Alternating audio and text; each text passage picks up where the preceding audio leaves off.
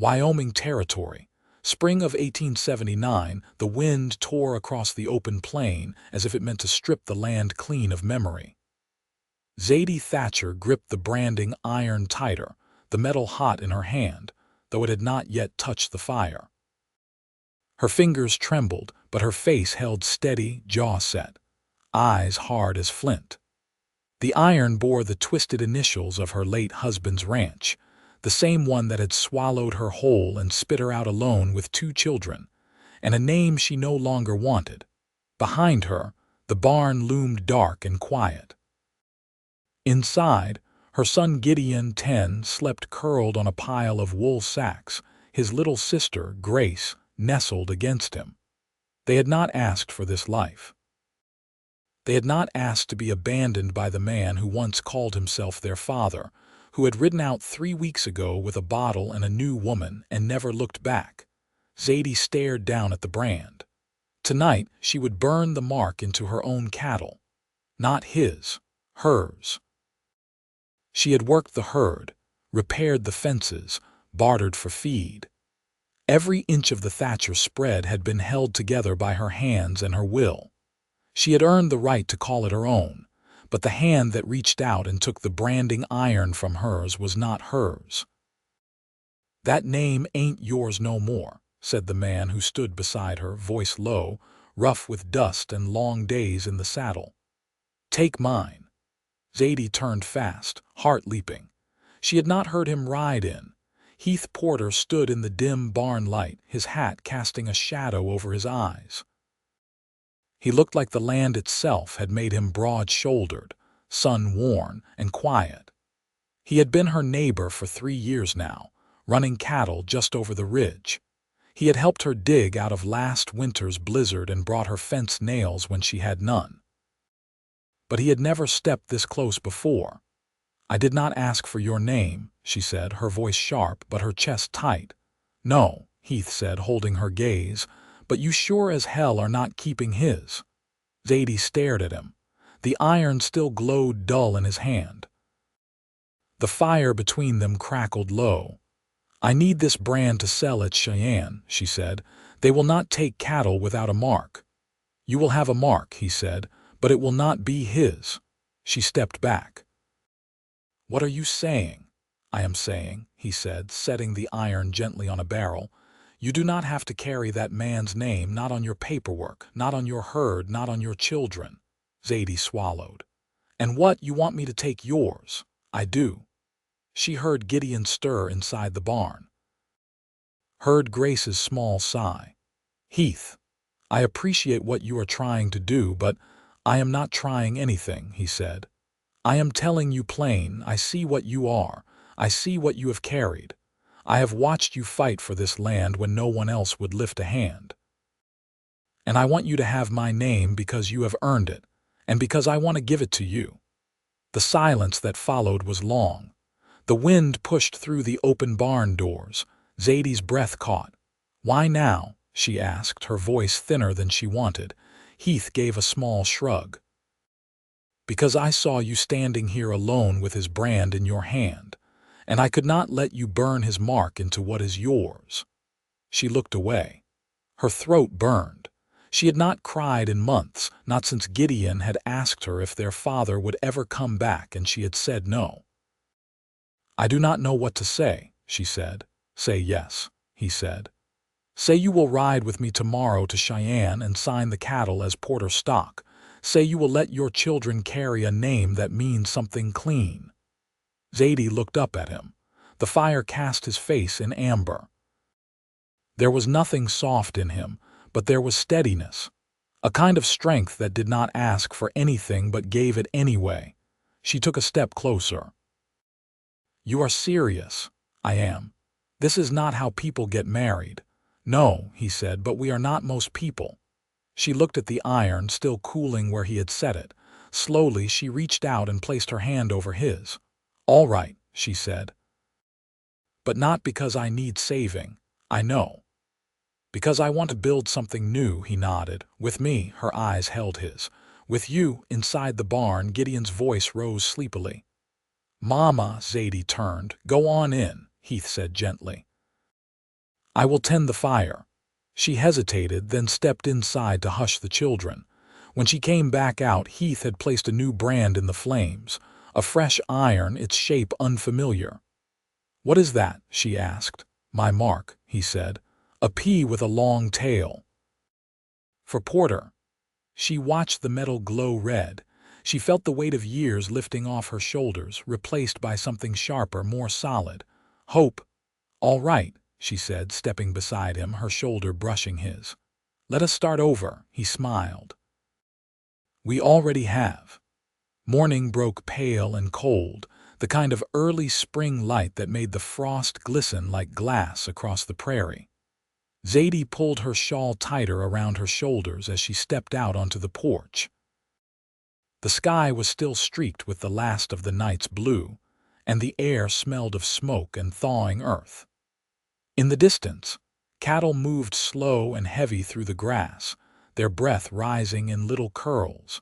Heath was already saddling his bay, gelding by the lean-to, quiet in his work. He looked up when he heard her boots on the porch steps. "I've fed the horses," he said. "Yours is ready if you still mean to ride." "I do," Zadie answered.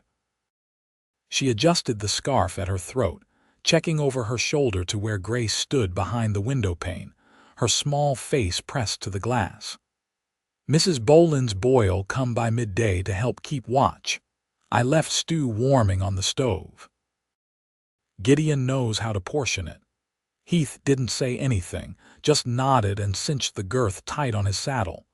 She watched the way his fingers moved, strong and sure, but never rushed. "You always this quiet in the morning?" she asked, stepping down off the porch. "Only when I'm thinking." "About," he paused, then gave her a glance. "What it'll take to keep you safe." Zadie drew a slow breath. "You think I can't manage Cheyenne?" "I think you can manage anything," he said, and this time his voice carried something softer underneath. "But that don't mean you should have to do it alone." They rode out just past sun-up, cutting across the low ridge that marked the edge of Porter land. The cattle trailed behind, driven by Heath's hired hand, a boy named Tom who kept his eyes low and his words fewer. The wagon followed with supplies and hides for trade. It was a quiet journey, the kind where hooves and wheels did most of the talking. Zadie rode side by side with Heath, the silence between them easy now, like worn leather. After a while, she spoke. "Why haven't you married?" He glanced at her, then ahead again. "Didn't find the right woman." "You mean none of the town girls caught your eye?" "I mean I was waiting for someone who didn't need to be rescued, just needed someone to stand beside her." Zadie didn't answer. A field of prairie crocus bloomed wild to their left, pale and trembling in the wind. She picked one as they passed, tucking it into the fold of her glove. By the time they reached Cheyenne, the sun hung high and sharp over the stockyards. Dust clung to their boots and sleeves, and the cattle bellowed low from behind the corral fences. Zadie dismounted stiffly, stretching her shoulders as she handed her reins to a boy in a canvas apron.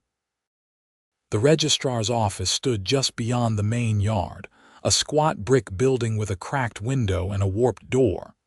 Heath held it open for her. Inside, the man behind the desk barely looked up. "Brand inspection or ownership transfer?" he asked, reaching for a ledger. "Ownership," Zadie said. Heath stepped forward, placing the new brand certificate on the desk. "Porter stock, all of it." The registrar squinted down at the paper. "You the wife, then?" Zadie hesitated. Heath didn't look at her, didn't press. She reached for the pen. "Yes," she said. "Zadie Porter." The name tasted unfamiliar in her mouth, but it settled like stone, not heavy solid. The clerk scratched it down. "That'll do." Outside, wind kicked dust into spirals as they made their way back to the horses. The cattle had been tagged, their sale arranged for the next day. Everything that needed doing had been done.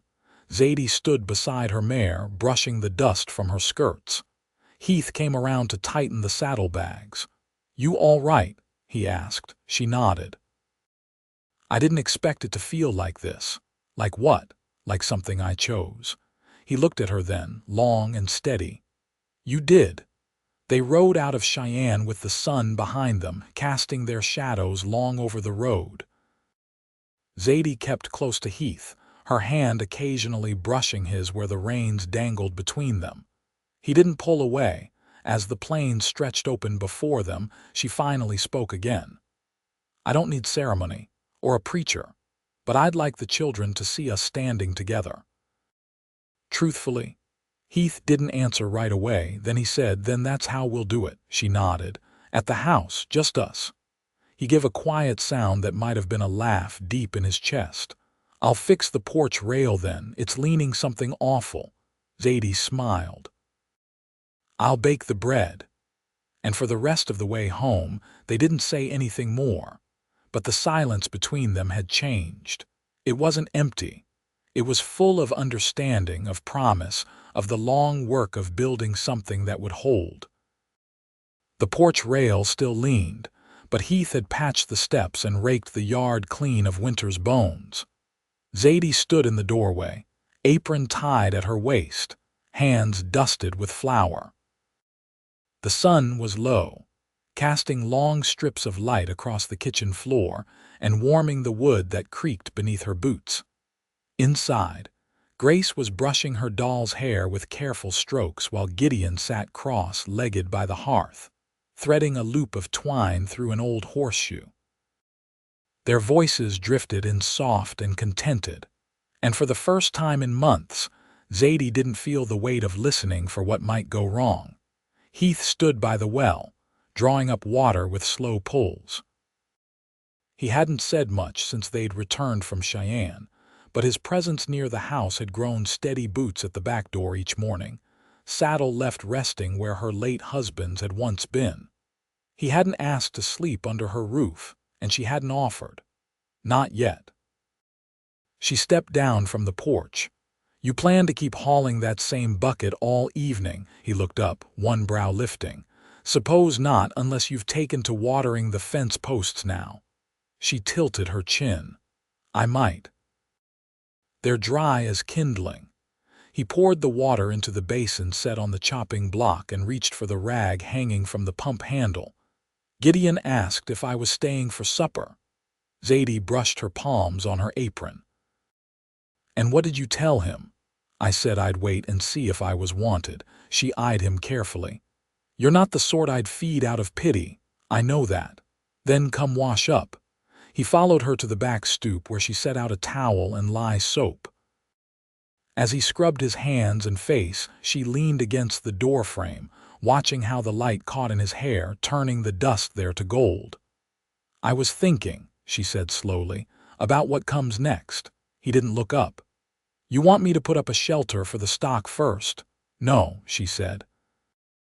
I mean us. He dried his hands and straightened. Say it plain, Zadie. There's no reason to wait. Gideon already looks to you like he's waiting for you to teach him something. Grace has taken to following you around the yard like a pup. And I'm tired of wondering where the line is. Heath nodded once. I'll go into town tomorrow, ask the circuit preacher to come by Sunday. Her voice caught a little. You don't want a church wedding, I want you, wherever you say it. She looked down at her hands, then up again. Then we'll do it here, in the yard, with the children and the sky and nothing borrowed but time. He stepped closer, not touching her yet. You sure? I wouldn't say it if I wasn't. He nodded again, slower this time. I'll bring the preacher, and I'll fix that rail. Can't have you tripping on the way to your own wedding. She snorted softly. I wouldn't trip. I'd step right over it. I don't doubt it. A quiet passed between them, the kind that didn't ask to be filled. Then she said, You ever think about your people? Where you come from? He studied her. My father died in Missouri when I was just a boy. Mother took me west when the war ended. She wore out her hands for a patch of land near Laramie and never remarried. She said men were too much trouble and cattle never lied. Zadie folded her arms. I'd have liked her. I think she'd have liked you more. She thought about that a while. I want the children to know we built this together, that we didn't come to it easy but we came honest." "They will," he said. "They already do." Inside, Gideon's voice rose, calling out for supper. Zadie turned toward the door, then looked back. "You'll eat with us," he gave a single nod, "if I'm asked." "You are." He followed her into the house. The stew was warm on the stove, the bread crusted and fresh. Grace ran to wrap her arms around his leg, and Gideon moved aside at the table without a word. The four of them sat close as the evening dimmed around the windows, the sounds of spoons and quiet laughter filling the small space.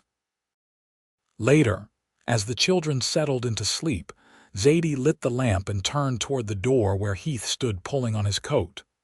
"You don't have to ride back tonight," she said. He looked at her, long and steady. "If I stay, I'll want to stay for good." She stepped forward and reached for the lamp, lowering the flame until it flickered low. "Then you'd best get used to your place at the table." He hung his coat back on the peg. Neither of them said anything more. They didn't need to. The house held their silence like a promise, and the wind outside passed gentle over the roof, as if the land itself had finally settled. The preacher came late Sunday afternoon, his coat sleeves dusted with road grit, and his voice gone hoarse from a week of funerals and baptisms scattered across the southern edge of the territory. He dismounted stiffly and tipped his hat to Zadie as she met him at the gate. "Hope I'm not too late," he said. "You're just in time," she answered, and led him through the yard where the last of the sun slanted gold across the grass. Heath was straightening the bench beneath the cottonwood. A clean shirt tugged snug across his shoulders, the sleeves rolled to his elbows. He looked up when the preacher came near but said nothing. Instead, he nodded toward Gideon, who was carefully laying out 2 small stones at the foot of the tree. "What's that for?" the preacher asked. "Marking the place," Gideon said. "Mama says we ought to remember where things begin." The preacher blinked, then smiled faintly. "That's a good start." Grace appeared in the doorway, her hair combed and tied back with a scrap of gingham ribbon. She held a folded cloth bundle in her hands, which she carried solemnly to Zadie. "You said to bring the bread," she whispered. Zadie took it gently. "You did just right." The smell of baking still clung to the cloth. She placed the bundle on the bench beside the preacher's worn Bible. There would be no feast, no music, but there would be bread shared among them, and that was enough. Heath stepped to her side and looked down at her hands. "You ready?" "I've been ready longer than I knew." The preacher cleared his throat and opened his book, but said nothing at first.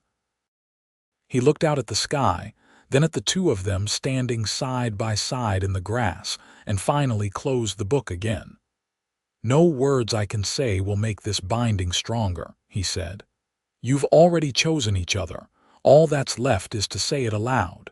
Zadie looked at Heath. His jaw was tight, but his eyes were steady. "I'll stand with you," she said, "through wind and lean years and whatever else comes." He nodded once. "And I'll put my back to yours. I'll carry what I can." The preacher raised his hand, fingers weathered and bent. "Then by your own words you are wed. Let it be known." Grace clapped once before burying her face against Zadie's skirt. Gideon stood straight, hands at his sides, but his mouth curved in a quiet, proud way. Heath reached for Zadie's hand, calloused fingers curling around hers.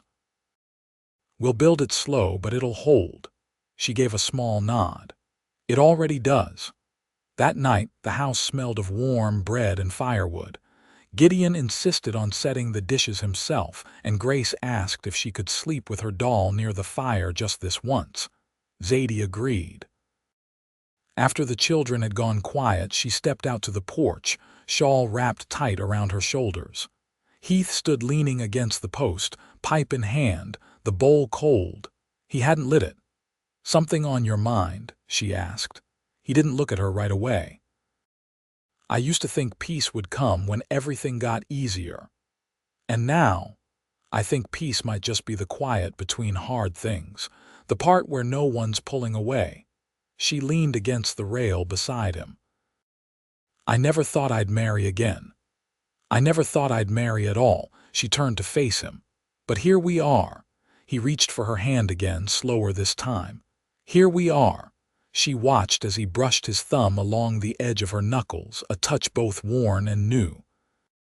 The world beyond the porch was dark now, the kind of dark that wraps around a home instead of threatening it.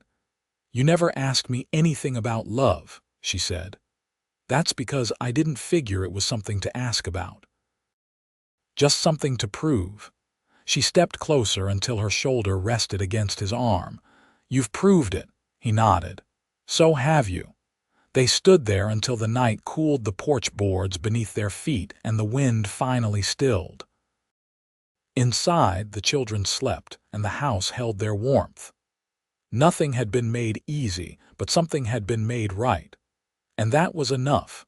By mid-June, the cottonwood leaves clattered with the sound of heat, and the late rains had coaxed the pasture into a soft green that rolled for miles.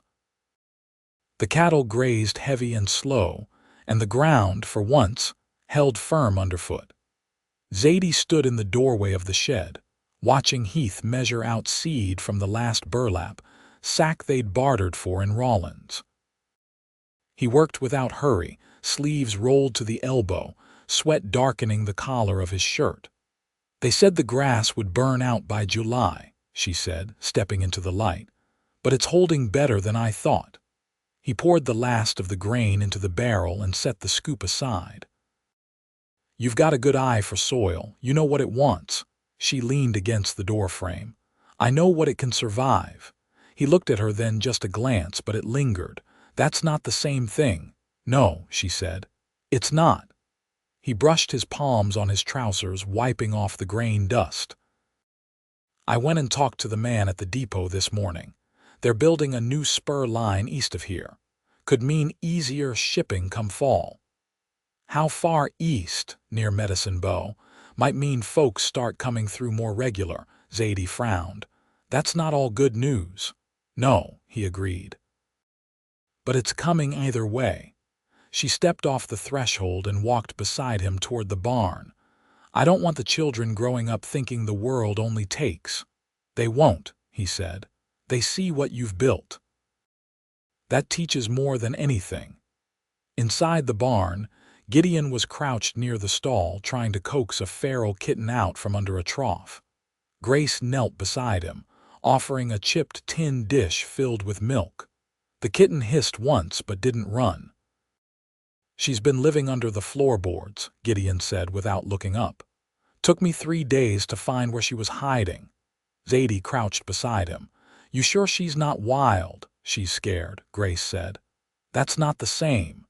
Heath knelt down too, resting one forearm on his knee. Animals know when they're safe. Give her time. Gideon didn't answer, but his movements grew slower, more careful. The kitten inched forward, nose twitching. Zadie watched in silence as the children stayed still, patient.